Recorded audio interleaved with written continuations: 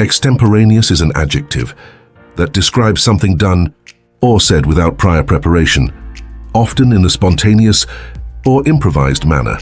It can apply to speeches, performances, or actions carried out on the spur of the moment, relying on natural ability or quick thinking rather than careful planning.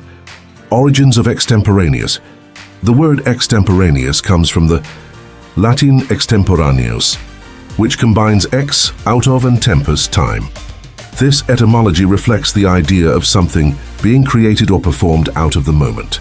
The term entered the English language intuiti the mid-17th century and has been used to describe impromptu acts ever since. How to use extemporaneous.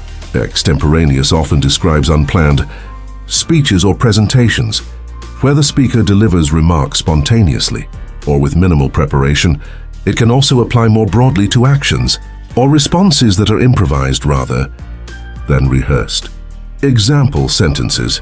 Her extemporaneous speech impressed the audience with its clarity and sincerity.